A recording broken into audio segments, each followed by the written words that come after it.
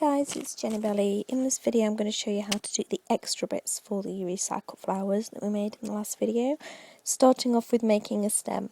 What you'll need first is your flower. I'm going to use this very simple 3-layer flower here, and I'm just going to poke a hole in the centre with a pokey tool. And what you'll also need for this is the thing that's going to make up the stems is 3 pipe cleaners. Now I happen to have green ones here, but I think it's something that we all have in our craft rooms.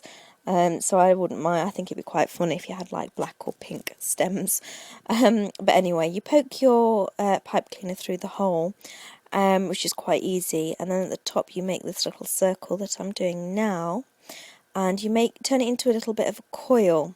And then tilt it so that when you pull it through, it's kind of like an anchor at the top of your flower. It kind of looks like a button already is there. Then you take your second pipe cleaner and you, around the top, twist it so that you're kind of creating a neck for the head of your flower to stand on, so it stands up, kind of like an actual flower does have actually. So keep wrapping it round. I generally use a full pipe cleaner for this bit to make sure that my flowers will stand proudly. And when you tuck it in, just make sure that you get all of the ends in so that you're not going to hurt yourself. But it actually works quite well, which is why I use 3. You could, if you wanted to be more economical with the pipe cleaners, I think probably just use 2.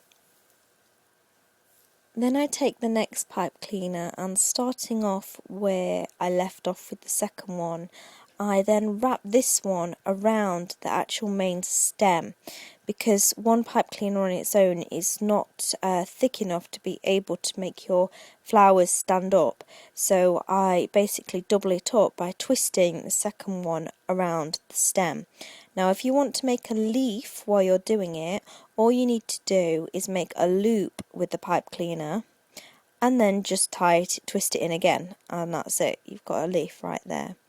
Now some of them I make quite longer than others, but I decide at this point here that I want to make this one quite small in stem width. So I make a second leaf, because what I'm going to do is then take the bottom of the main pipe cleaner and twist it to meet the second pipe cleaner. So it's kind of like a loop, and then with that loop I then twist that together. And that's it, that's your stem.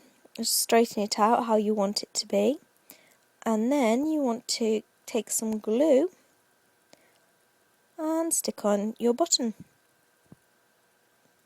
And that's how you make your stems.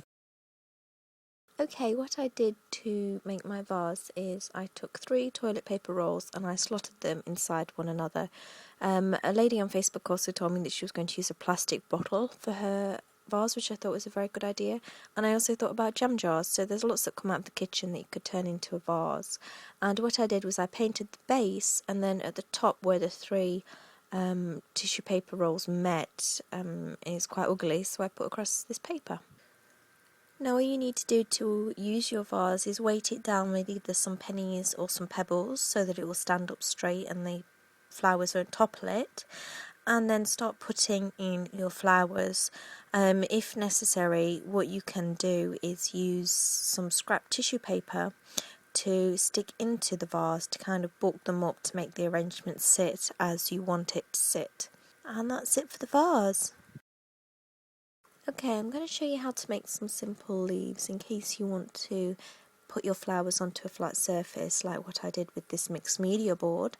And what you will need is either some cardboard or some painted scrap cardboard, as what I used in the mixed media board. And what I'm going to show you is the easiest way to actually cut a leaf shape from a rectangle.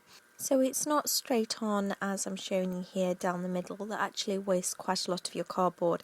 If you take it from the edge to the edge, as I'm going to show you here, one end to another end, it gives you a nice leaf shape but with minimum waste to the board, much like what I did with the recycled button tutorial, how I first cut the square and then I cut the circle from the square. You just have to cut off the edges. And then you just want to define your leaves. I just usually take a pen, occasionally I'll take a paintbrush and just create some veins on the leaves. And then I also like to ink the edges in the same way that I did with the flowers, just to give the whole thing a bit more definition and make it look more leafy. So when they're dry, you want to grab one of your leaves and pinch one end with your thumb, and what you want to do with that end is kind of push it in around your thumb, so you're kind of doing an indent on one side, and then with your other fingers you want to curl the end under, so on one side you're pushing in, on the other side you're pulling around. I'll show you on the other one, and I'm going to tilt it the other way around because I like to have an alternative look to my leaves. Some go one way and some go another. So on one end you pinch in, and on the other end you curl around. And what it does is it gives the edge a lovely, nice curve to it, like leaves do naturally. I saw a guy do this when he was creating some staging for a theatre set, so that in the distance, far away in the seats, you would be able to see these leaves and they would look like leaves, and it worked. So that's the leaves. And that's it. I hope you like these little mini tutorials to funkify your funky flowers up a little bit more. And if you want some more Jennibellie updates, I am now on Facebook. I have given in, so come and find me on Facebook and also on my blog, jennibelliestudio.blogspot.co.uk. Thanks for watching. I hope you enjoyed. Much love. Bye bye.